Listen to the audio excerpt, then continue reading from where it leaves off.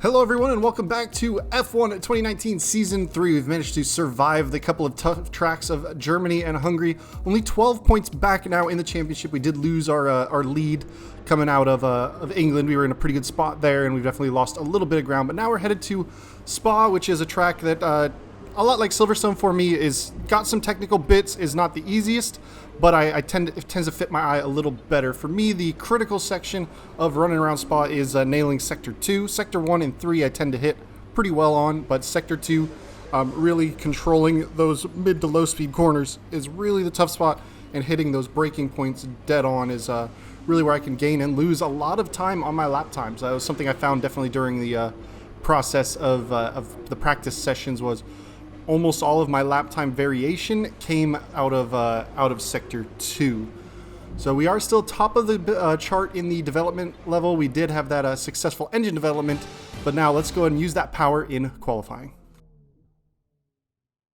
It's qualifying time at Spa, one of the mightiest tracks on the Formula One calendar.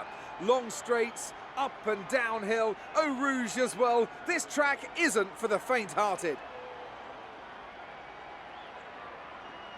Now then, Anthony Davidson, you're not getting any younger, but you have been involved in your fair share of qualifying sessions in an illustrious 30-year career. How do you deal with the pressure when you have that one chance to deliver a perfect lap? It's not so much about dealing with the pressure, it's more about how you approach the risk and just how much of it are you willing to take. You're constantly balancing the car on the edge of grip from braking, cornering and traction, and over the course of a lap, it's easy to get that balance wrong, and that's why achieving the perfect lap is almost impossible. As you say, I've been doing this 30 years now, and it never gets any easier.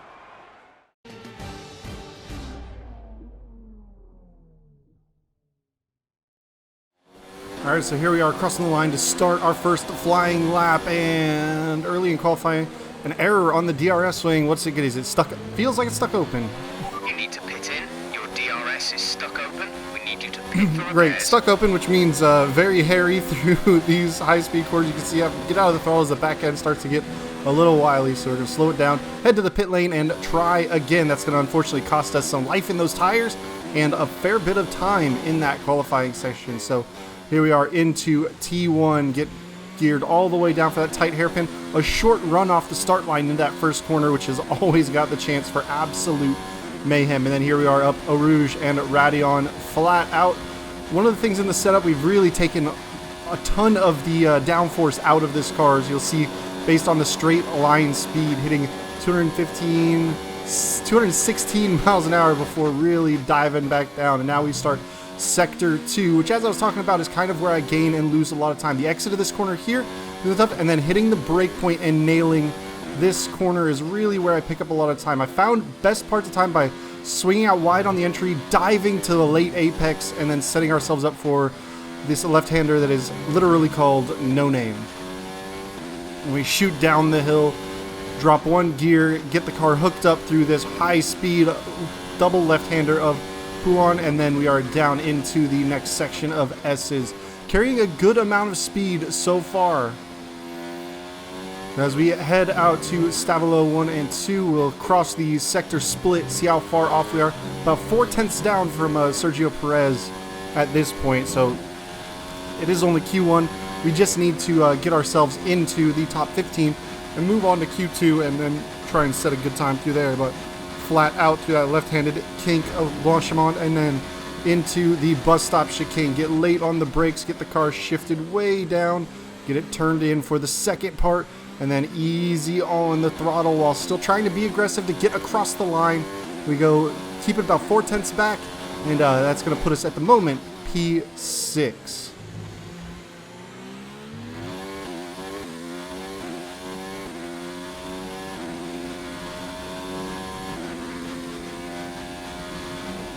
And luckily we were able to put in a lap. This time our DRS stuck closed. We were going to try and do another lap. But you can see we were up about 4/10 out of the first set of corners. But now coming down this straight without DRS, lose almost a full quarter of a second. So here we are jumping out to the tail end of Q1. We have fallen down to P9 and we're out on a fresh set of tires. Set of purple first sector so far. How are we going to do on the second sector? We're about a half second up. We had a good second sector. We've got a chance to really challenge for the top of the table. We are about a 10th up on Leclerc's best time coming through Sector 2. Lost a good chunk of time there, but we are out onto the very, very quick third sector here. Basically just a long, flat-out run, the flat-out left-hander, and then into the bus stop chicane. That is basically all of Sector 3, so our really low downforce setup definitely helps us there. You see, we're much better through the bus stop until we get that big wheel spin, and we were up about 6/10, we fall to about 4.5 tenths up on our best time. Let's see where that puts us. P6 on the grid at the moment. But well, not on the grid because it's going into the next qualifying session. And so, as is tradition, when we feel pretty good through Q1, we're going to try and set a good lap time on medium tires in Q2, try and get ourselves that optimal strategy for the race, rather than having to start on the softs. If we can start on the mediums, even better. Now, the mediums are probably about 6 to 8 tenths slower per lap around Spa here than the softs, so we definitely are going to just hopefully try and make it just under the cut line of that top 10. But our first lap through, You're in the top 10 now. P8 at the moment, about a half second off of the best time there. So here we are sitting P9 at the moment on that time with our medium tires. We're out on the softs, setting an improving time, and we're just kind of watching that timing screen out of the corner of our eye as we're coming through the last few corners here, see if anybody goes faster than us. Right now we're on pace to set the best time of the session, but if nobody else goes by us, we can kind of pull up at the tail end and kind of scrub our soft tire time to be able to start on the mediums. We drop P10. Let's see what the Racing Point in front of us does. He's diving into the pit lane. I think there's one car out on track behind us that's got in under the line, so we're going to go ahead and risk it. We're going to get off the throttle, let that Delta creep into the red, and then that's going to allow us to keep our medium tires and P10, so we just barely sneak through into Q3 on the medium tires. And now, luckily, what that did is allowed us to go out early on the tires we finished Q2 in. Those soft tires, we'll be able to put in a pretty quick banker lap as they didn't have a lot of life taken out of them. And hopefully be able to set a pretty good time as a banker. We will then go on to another set at the tail end of the session, use that Q3 set for the final bit of qualifying. So we go across the line. We're P6 at the moment, about a half second off the pace, but we're jumping ahead. We got a minute 30 left in the session. Everybody's kind of coming out. We've set a purple sector 1 on our fresh soft tires, dive into Stavilo 1, get across that line, 0.18 up on the previous best time, about 7 tenths better than our first time. A good run through sector 2. It's just a matter, can we put a good sector 3 together and see if we can get ourselves up a little higher up the table. We're P6 at the moment. Now we are going to cross the line with a little bit of time left in the session, so we are going to stay out after that, kind of run a very slow cool down lap to let other cars get through, but good traction out of there, and we set the fastest lap of the session. We go up to P1 at the moment. And with the tires kind of falling off, we didn't have a lot of time left on the Delta. We tried to make a run at it, just a teeny bit of improvement into the bus stop chicane. Can we get good traction out of the final corner? Not quite. Looks like we're going to hang on to our P3 time is what it fell down to after everybody else crossed the line. Excellent lap. We're really pleased.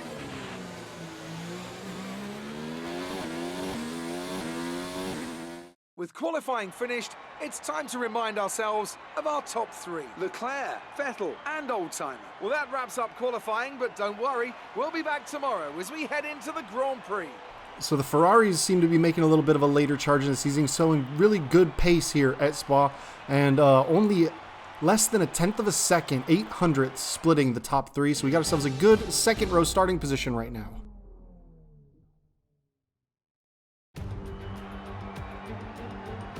In the 48 races held at Spa between 1950 and 2015, the race winner has only started from pole position on 16 occasions. Qualifying yesterday may have set the order for today, but expect the unexpected here at the Belgian Grand Prix. As the saying goes, of course, anything can happen. And you know what? It usually does. Spa-Francorchamps then, a historic 19-corner circuit with a lap distance of 4.35 miles. There's over 100 metres of elevation change here, and with long stretches of the lap spent flat out, a good top speed will be vital for success.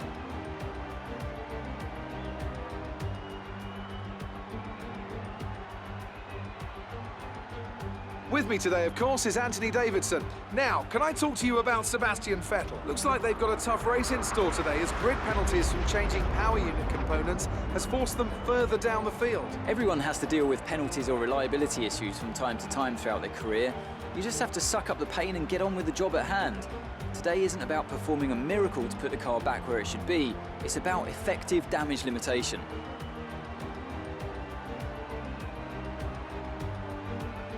It's time to see how our drivers are stacking up after yesterday's exciting qualifying session. Charles Leclerc lines up on pole position and Oldtimer completes the front row. As we continue through the rest of the grid today, we have Perez, Hamilton, Max Verstappen and Faber, Norris, Russell, Sainz and Valtteri Bottas. Stroll, Vettel, they've taken a grid penalty. Kimi Raikkonen and Albon, Giovinazzi, Gasly, Daniel Ricciardo and Kevin Magnussen. Grosjean and Devon Butler starts from the back of the grid. Now it's almost time to lights out, so let's go down to the track.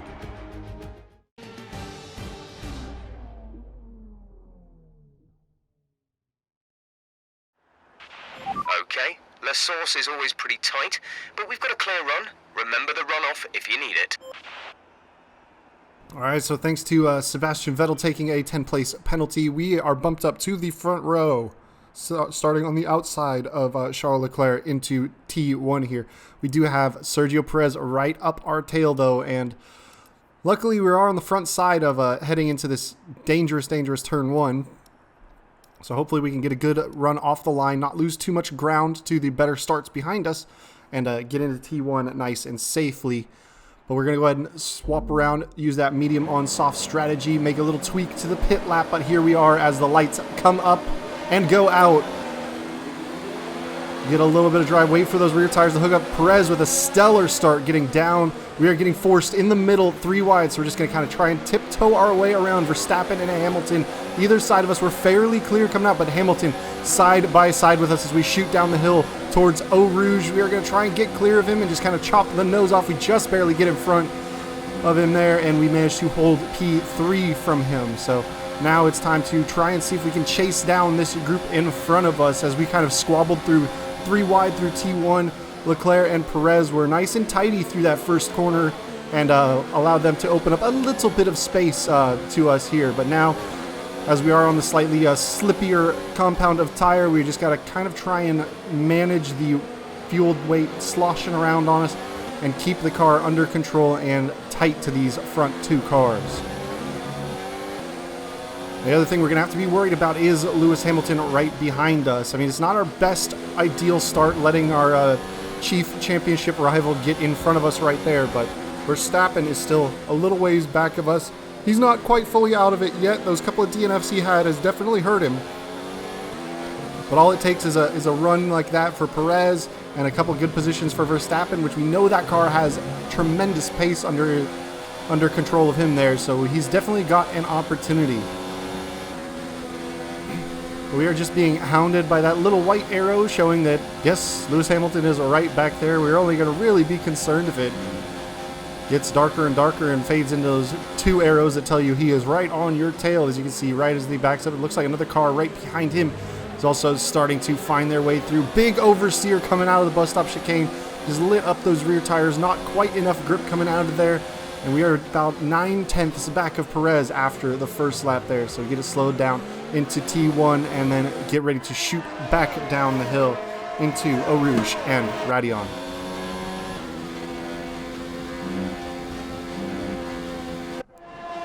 You see a little bit of steering input as you come up the hill. Really have to be fine with the controls, especially in this low downforce setup.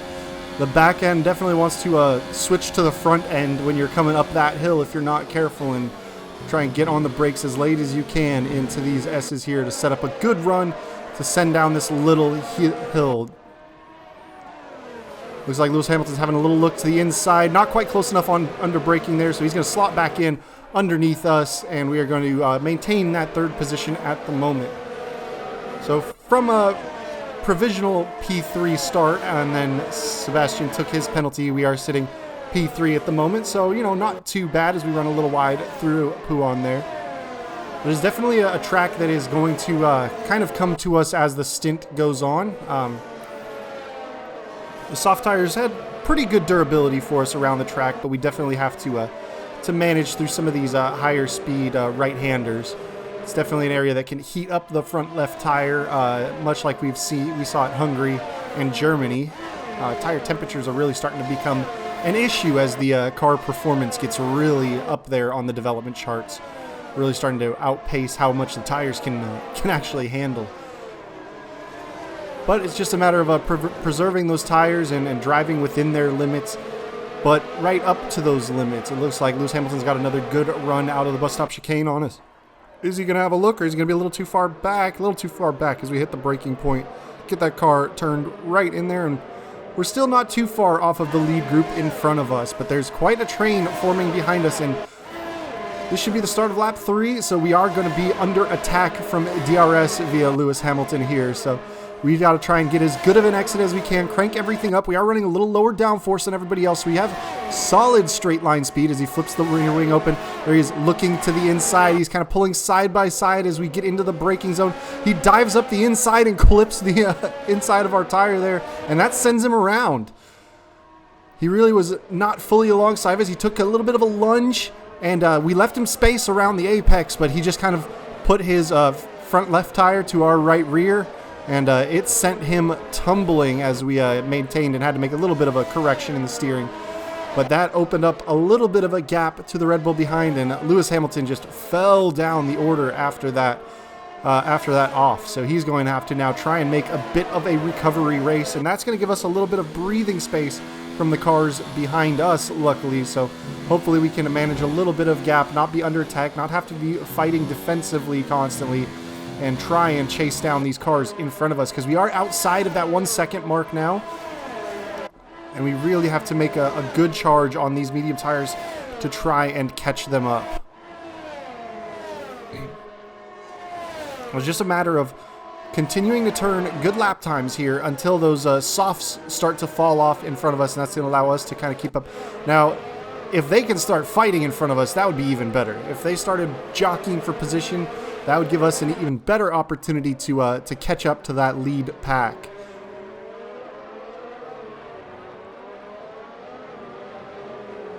It looks like George Russell is sitting there comfortably in 5th place in the top 5. It looks like he's on soft tires, so he's going to have to make an earlier pit stop than us, but I think pretty much everybody in the top 10 started on softs bar us.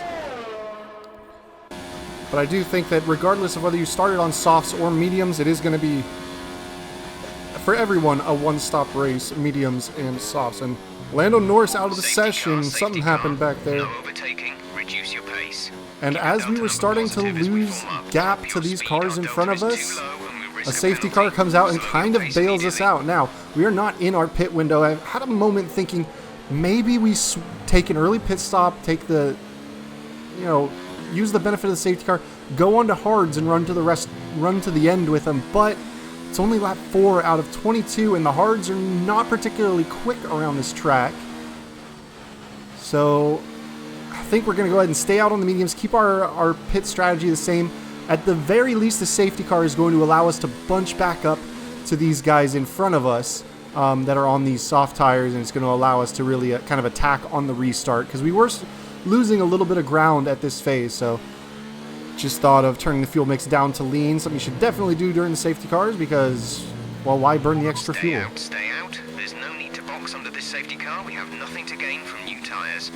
All right, well, Jeff definitely made the decision easier for me. For once, he's actually giving me some good advice, saying stay out, no need to change the tires, we'll keep our strategy as it is, and let's just conserve some fuel so we have some extra to play with to really crank the engine up in the latter stages of the race, or when we need it to really crank in some good lap times. It looks like both of the leaders, though, diving in to get off of those soft tires early. That's an interesting choice. That might put them in two-stop territory. Slow down. Your delta is negative, which means you are too fast. Reduce your pace. Because, I mean, they're going to be really pushing those medium tires a long way. I mean, they've only gone 5 laps on those softs. Maybe they're getting close to the pit window anyway. They'd probably be lap 6 or 7. We're coming up to the safety car now. Do not pass it. You are the leader. Follow But the safety car. now the benefit is that with them pitting now under safety car conditions like this, instead of them pitting while the field is stretched out, they're pitting and going all the way to the back of this running order, essentially. So we should be able to push on these tires, try and make up as much of a gap as we can, so that when we come in pit, they'll have to really fight their way through the field. And so here we are controlling the field very slowly through the bus stop chicane. We're only going to accelerate when we're the first one out of the corner to really make it, so they've got to make a late move. Okay, clear. Gap to teammate behind is 5.6 seconds.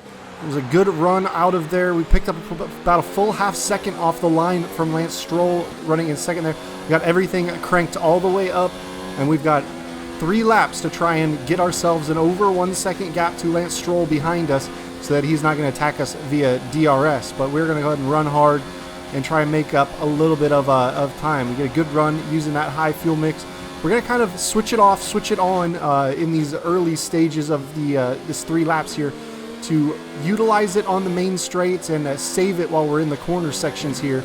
They are still on a slightly faster tire in the corners, but they did get about 3 laps of slow running, so they didn't really burn any life off of those tires. So people that stayed out on the softs are probably going to be able to extend them just a couple of laps longer here. But it's up to us to keep these medium tires alive, run them, and try and build as much of a gap as we can until the pit stop phase. So far, the race is definitely, with the rivals pitting ahead of us during the safety car, it's set us in a good position to set up for a potential race win. If we can build a good gap on these medium tires, we should be able to come into the pit lanes and get our tire change nice and smoothly without losing the position on track and then be running on the faster tire to the end of the race. There was some yellow flags behind us as we came out of Stavolo there, but no retirements there, so it looks like somebody just maybe ran slow. There's a big gap that's kind of split in the middle of the field, so somebody must have had a bit of an incident. And again, Perez and Leclerc, the 2 leaders of the race, are at the back of that split. They fell behind because of the pit stop. So here we are, we jumped up to the end of lap 8, started lap 9. DRS is now enabled. DRS is now online. We've got about a 2-second gap to the car behind us, so we're in a pretty good shape at this stage. We should be able to now, as their tires fall off, run off into the distance. Still saved quite a bit of fuel to basically turn the engine up. Basically, when we get to the top of the hill, we turn the engine and the ERS up. Burn a lot of that off down this main straight, picking up as much speed as possible. Turn it down for basically sectors 2 and use it a little bit down the back straight in sector 3. A little bit of a wiggle coming out of that corner there. The medium tires definitely saw some heat during those push laps I was doing before the DRS was enabled. But at this stage, I'm going to continue to run pretty hard, but I'm not going to push the corners and the tire strain quite as much as I did earlier in the race phases. Or not earlier, but just before now. After the safety car, we really can just kind of maintain that 2-ish second gap at the moment to the cars behind us, because they still have to make a pit stop, and I believe that Perez was caught up behind that incident after the safety car, and really has a lot of ground to make up. I mean, probably have a good chunk, probably 12-15 seconds already at this stage, and from what I saw is the pit lane and the pit strategy and system is pretty quick around here. It's not a tremendously long pit lane. We're not going to lose 30 some odd seconds like we did at Silverstone. It's a much shorter pit lane for the F1 setup, and we should be able to get in and out relatively quick. We only lose about 20 or so seconds, and it looks like a ton of cars peeling off. You see in the background there, all getting off of those soft tires and onto the mediums. So now we're going to go ahead and try and push for another couple laps. We'll see Perez is 17 seconds back of us at that next split as we jumped ahead to lap 11 there. We're approaching the pit window. You'll be on the softs. And you see we were only less than a tenth off of our previous best lap on that push lap there. So the tires still have pretty good life. It looks like, oh, Perez and Leclerc have gone on to the hard tires actually. So they are definitely looking to run all the way to the end of the race. So 17.8 at this last split here. And it's not quite enough of a gap for us to come out ahead in the pit windows, but we are running a little bit faster than they are. We'll see what it is at the next sector split when they come through. Or not. We're going to go ahead and cut to the TV cameras. But if we can make up another 2 or 3 seconds on the hard tire, then we can... we should be able to make it out in front of them. And then even if we don't, even if we come out a couple of seconds behind, we are going to have a good 10 laps or so on a fresh soft tire with a light fuel load, while they are on a worn hard tire. So we should have a tremendous pace advantage once we hit the pit stop phase, just by simply being brave and staying out through that safety car, not chancing it, and not trying to adjust our strategy, just kind of sticking with what we had. Luckily, they decided to dive in and really upend their strategy. I'm not sure that they wouldn't have done better if they stayed out on the softs, because they would have had a track position on me, and then they also would have been in front of that little incident that took place coming out of the safety car, where there was apparently a spin or something that really separated the back half of the field from the front half. You see that heavy braking zone into the bus stop chicane. It's not a DRS straight back there, so not a huge overtaking opportunity. Really, the Kemmel straight, once you get to the top of Arouge and Radeon, is the best opportunity to overtake around this track here. Otherwise, it's a good technical track. You can turn in some really good lap times, but it is not an easy track to really overtake on. Luckily, there is some tremendous slipstream potential as we come over the top straight, and you can see lap 13 now 20.2 seconds up. So we're jumping towards the tail end of lap 14. We have been called in to box, so pit in this lap, and remember the speed limit. We'll be penalized if we exceed it. Keep that in mind as you approach. 10-4, good buddy Jeff. We are coming in for those soft tires shortly, and we only have to run about 8 laps on them to push pretty hard, and we'll see where they are at the last sector split. Just kind of keeping an eye on that top left corner as much as I can, so we get ready to swing wide, dive into the pit lane. Looks like we have a pretty healthy gap, 25.0, so a pretty huge gap. So we'll see what kind of time we lose in the pit stop sequence here. You can see the garages get pretty much right down to business. There's no long run in. Hit the pit box at about 16 seconds. Get back on the field. We're coming out, crossing the pit limiter line 21 seconds in the pit lane. So with a 25-second lead, it's huge. It's big to have. And that's going to allow us to keep about 5 or 6 seconds in front of Sergio Perez there. And now we are on the fastest possible tire with only 7 laps left to go, and the lead. And they're on a harder tire. They're on a slower tire, so we're going to go see where it is to cross this next sector split. Oh, big difference. Perez just now crossing. Almost 9 seconds is the gap. So on this fresher, softer, faster tire, we really just need to not over hustle it, and we'll be in good shape.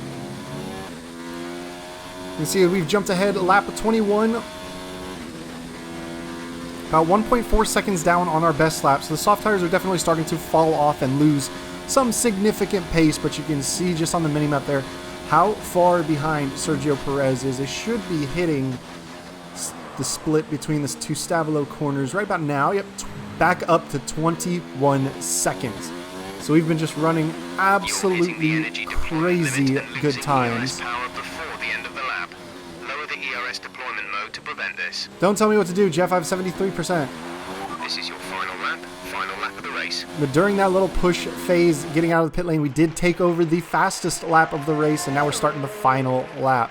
So we just need to keep the car tidy around the corners here, not let the tires drop off too aggressively on me, and really we can be extremely conservative coming through this last lap. Now, as long as we can keep the car, facing the right direction, it's going to be well, it'll be impossible for Perez to make up the gap so long as we just drive a nice, comfy, clean lap.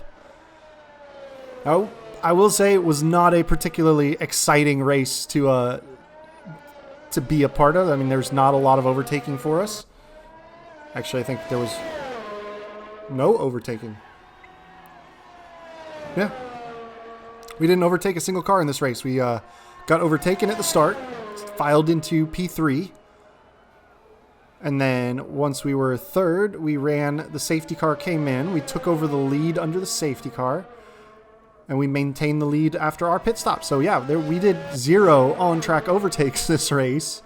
But it was basically down to running good lap times, having good overall strategy, and keeping those medium tires alive and running to allow us to turn in lap time after lap time to build a good gap to get this huge lead when it comes to the end. So definitely the way I wanted to break the run of being at some tracks I was really struggling at, to taking over a big win. You can see barely getting on the throttle to just kind of gently cruise across the line for another win. That's P1. Race win. Well done.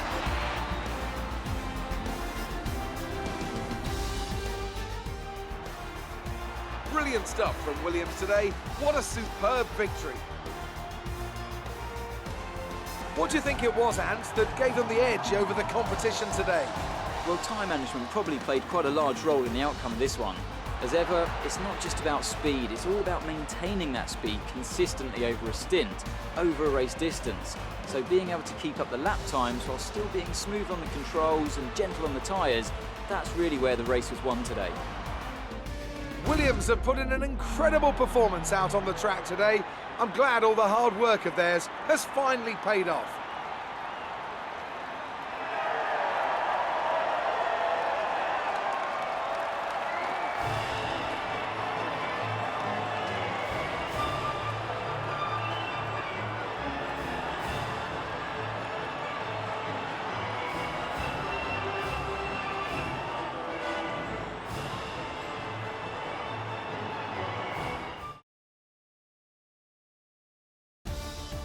And now let's take a look at the driver's standings. It wasn't the best weekend for our championship leader, and their advantage at the top has been reduced. Some amazing talents out on the track today, but Anthony, who would you pick as your driver of the day? Well, after a drive like that, it's got to be Devon Butler, hasn't it? Confident, aggressive. You could see how hungry he was for every position he took today. It's time to check out the constructors' standings. Williams become the new championship leaders. And with that, we wrap up another weekend of motorsport. But with more races lined up, be sure to join us when we come back with more Formula One. And so Perez coming second in the race doesn't allow us a huge jump on the points, but winning plus the fastest lap moves us up only 4 points back. And now we've also taken back over the lead of the Constructors' Championship. Let's see, quite a scrap, 22.6, 22.8 between Lewis Hamilton and Sergio Perez to close out that race. I'm sure you're pretty happy with that. You performed better than last weekend. Honestly, what changed? It's the car or the tracks. I just like the track better. But I'm going to say we invested heavily in the power unit. It's much better because I can't have that option. Thanks, Claire. You're breaking all expectations. What's your secret? Oh, no secret. I'm just, have a good team, have a good car, and that definitely helps out. You've had experience with Devon's fast, aggressive style. Any advice for the drivers he passed today? I mean, yeah, you just have to go faster. He's just going to be fast. He's going to get by you. So talk us through what happened between you and your rival. Oh, today. it was a good battle. I mean, we're definitely pushing each other. It's a good show for sure. It's a tight race so far.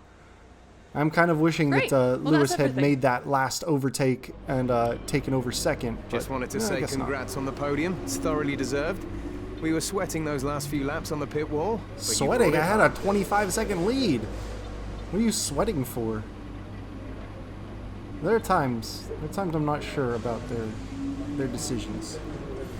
But we've got a fair haul of points. Well, not a fair haul. We've got 1,300 points. That might be enough for an upgrade somewhere.